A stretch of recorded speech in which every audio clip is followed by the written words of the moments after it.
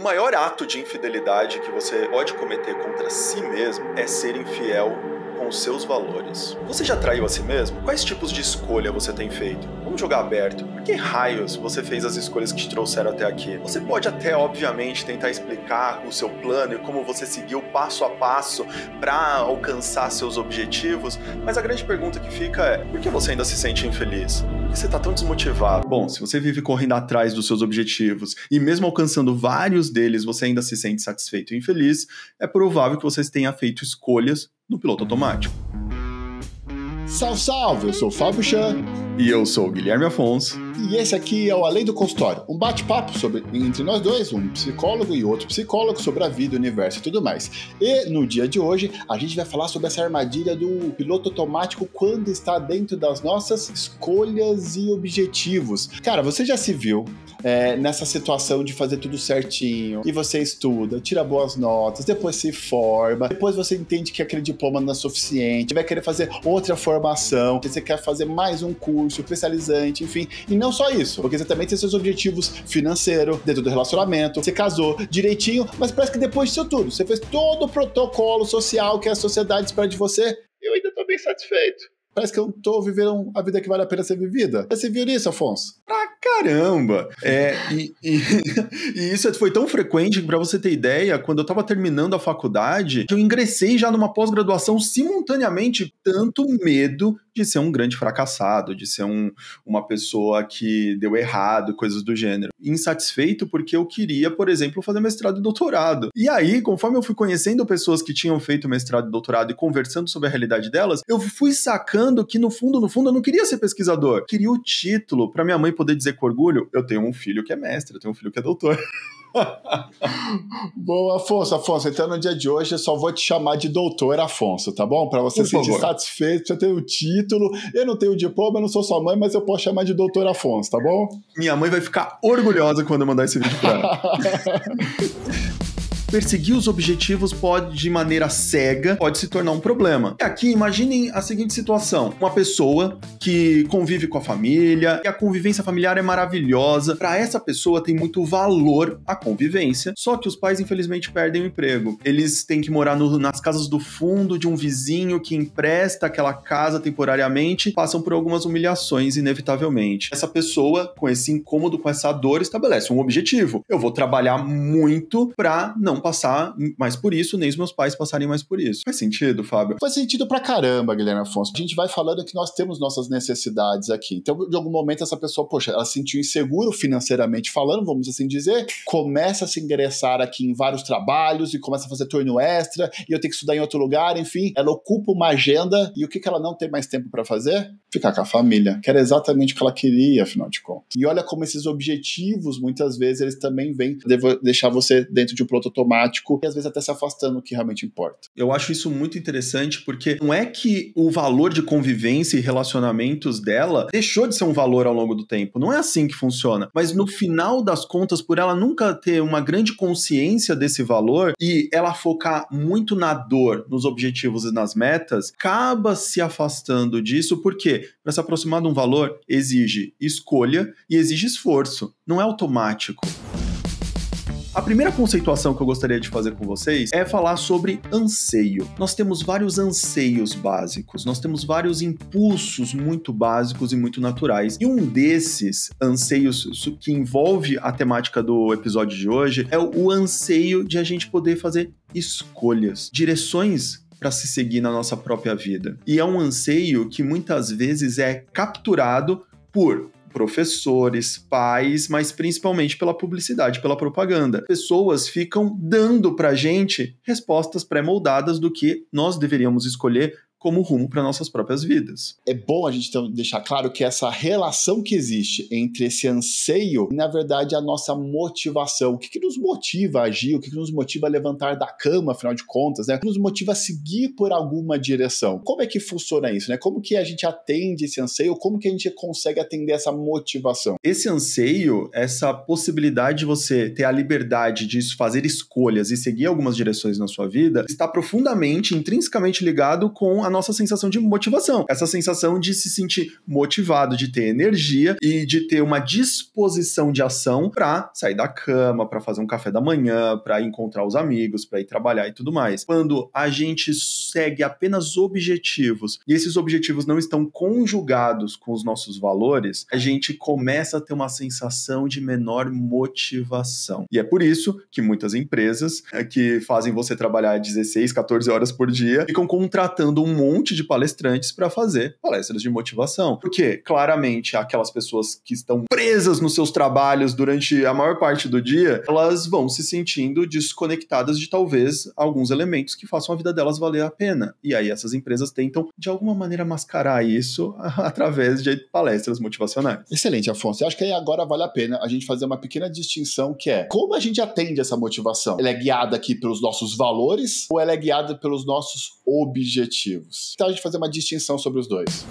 Então, para começar a distinção entre objetivos e valores, eu acho bastante importante dizer que nos objetivos nós temos um problema, dependendo da forma como a gente se relaciona com ele. Ele nos faz focar excessivamente no futuro, porque muitas vezes ele se estabelece como um plano, né? Como um objetivo de longo prazo, como algo que a gente se pretende alcançar e nos desconecta do momento presente. Então, excesso de futuro é uma das questões dos objetivos. Já os valores, eles tendem a nos conectar exatamente no momento presente, porque é o seguinte, eles vão guiar as nossas escolhas momento a momento. Então, em alguma situação, eu me pergunto, o que é importante para mim nessa situação? Olha como eu me conectar agora com o que está acontecendo, com essas circunstâncias, para fazer a minha escolha. É como naquele momento eu me aproximo do que é importante, relevante, valorizado para mim. Conexão com o momento presente. Os objetivos são excessivamente focados em resultado. Podem alimentar uma certa noção de controle. Objetivos só têm valor quando são alcançados. E, portanto, eles podem alimentar uma certa noção de que se eu me planejar muito bem, se eu fizer listas, praticar to-do lists, se eu realmente antecipar qualquer percalço do processo, eu com certeza vou alcançar esse objetivo, o que na realidade não é verdade. Já os valores estão muito mais focados no processo e na tentativa. Por exemplo, quero ser um pai amoroso e atencioso para os meus filhos.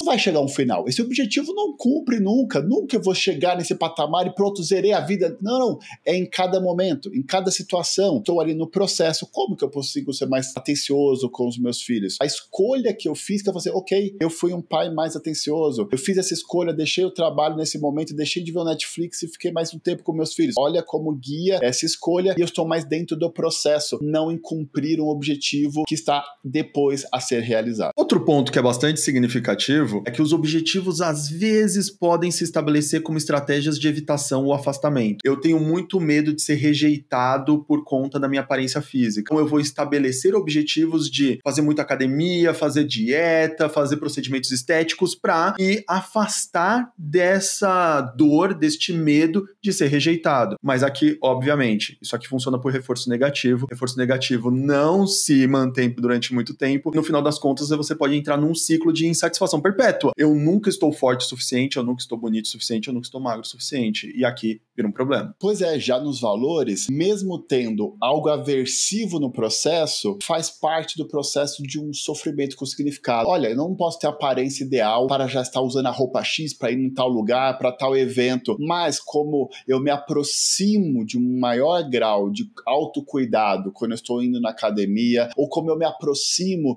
de um maior vínculo com alguém que é importante naquela festa, eu me sujeito a passar por um processo aversivo, porque ele faz parte desse processo de me aproximar do que é importante e realmente é valorizado para mim naquela situação. Então, eu não preciso, na verdade, aqui, esse bem-estar no processo. Não, ele, na verdade, a gente vai entendendo que muitas vezes é aquela abertura para um sofrimento inevitável da própria existência que faz parte do processo para me aproximar do que realmente importa. Um dos pontos mais significativos e que me encanta e encantou o Fábio com relação à terapia de aceitação e compromisso é de que, no final das contas, a gente pode encarar os nossos valores como uma espécie de bússola que nos dá orientações e que nos fornece condições de repensar trajetos quando nós nos sentimos perdidos, por exemplo. É muito comum na vida você se sentir perdido. E o que então vai te apoiar na escolha de um caminho a se seguir? O interessante é que fosse os seus valores.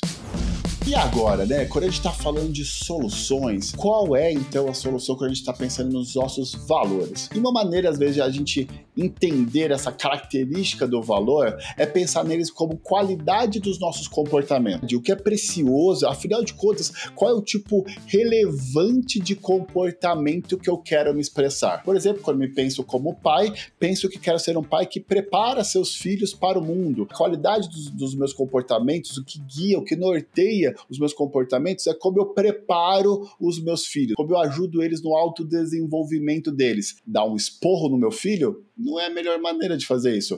Também explicar de forma baixa e cautelosa? Nem sempre é. Porque isso que é tão importante, quando a gente falou lá em cima dos valores, que é eles têm que estar sempre presos no momento presente. Uma das coisas que eu queria te perguntar, Fábio, é como você descobriu que ajudar os seus filhos a se desenvolver era um valor para você. Fico me perguntando, você não era uma criança, um adolescente, um jovem que já deveria ter isso em mente muito claro? Guilherme Afonso, é uma pergunta difícil de ser respondida, porque em resumo, é tentativa e erro. Olha, quando a gente está na clínica e a gente começa então a fazer esse exercício de tentar responder quais são esses valores do sujeito nas suas diversas áreas de vida, a gente até começa com pequenas listas dessas qualidades de comportamento. Quero ser atencioso, quero ser um bom companheiro. Só que, afinal de contas, o que é ser um companheiro? O que é ser atencioso? Então, cada um vai codificar de forma diferente. Mas como que é a melhor maneira de perceber isso? Testando. Então, olha, vou lá e tento ser alguém que repreende os filhos, bate neles, e eu falo assim, não, isso aqui não me motiva. Lembra que a gente falou do anseio? Eu percebo que não é isso aqui que me motiva. Isso aqui que não me motiva a ser pai, de viver essa esfera de vida. A gente tá pensando nos outros relacionamentos. O que me motiva, por exemplo, na minha carreira? Essas respostas de qualidade de comportamento, elas são essas tentativas de responder o que te motiva, o que bate no seu anseio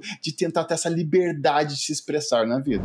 Também tem um ponto, Fábio, que é a ideia do valer a pena. A gente fala isso corriqueiramente no dia a dia, né? E aí, valeu a pena a festa? E aí, valeu a pena ter ido? Mas a gente, às vezes, coloca esse termo num lugar de banalidade, porque a gente não pega o peso que ele pode ter. E, muitas vezes, no consultório, a gente traz este termo para eles nos ajudar a pensar em como calibrar a nossa bússola. Se eu pergunto para uma pessoa, quais penalidades você está disposto a tolerar para se aproximar de algo que para você tem valor e é significativo? Percebe a inversão? Primeiro, a gente tem que assumir que independente do que a gente faça, sempre vai ter penalidade. Então, a grande pergunta aqui, e é importante que cada um de vocês tenha essa noção, porque os objetivos, quando a gente se relaciona com eles de forma muito restrita, eles vendem uma vida perfeita, eles vendem uma vida onde você vai solucionar as penalidades, onde você vai conseguir resolver o problema do sofrimento e da dor. Aqui, quando a gente fala de valor, quando a gente fala sobre calibrar esta bússola para poder fazer escolhas significativas e valorizadas, nós sempre colocamos na conta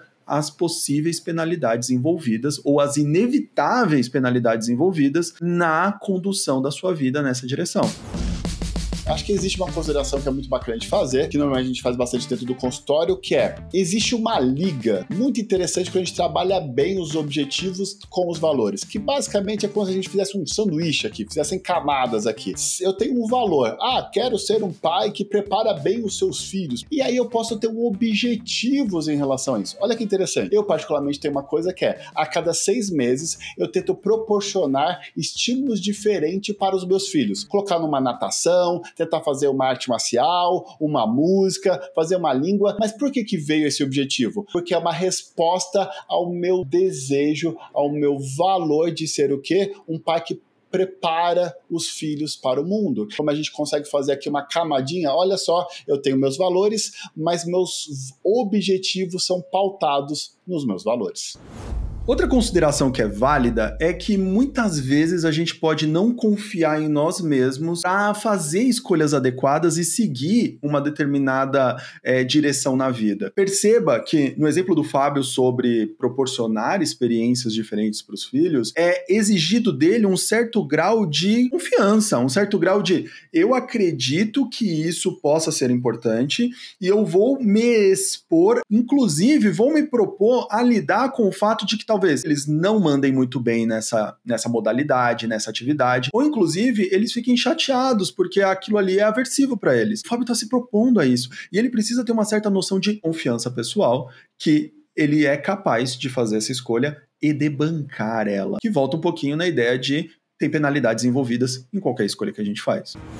E chegando agora aqui no final, a nossa motivação ela é encontrada ao perceber que esse conteúdo é relevante para você, que vale a pena não só estar aqui no final do vídeo, mas que tá valendo a pena pensar junto com a gente nessa caminhada aqui. Se está sendo relevante para você, se inscreve, dá uma curtida aí, dá um comentário aí, porque a gente vai entendendo que tá valendo a pena. Perfeito, e não se esqueça de seguir a gente lá no Instagram, também não se esqueça de dar uma olhada no site que tem textos maravilhosos sobre os temas que a gente fala aqui e a gente se vê na próxima. Maravilha! Tchau, doutor Afonso! Até a próxima! Tchau, Fábio! Até...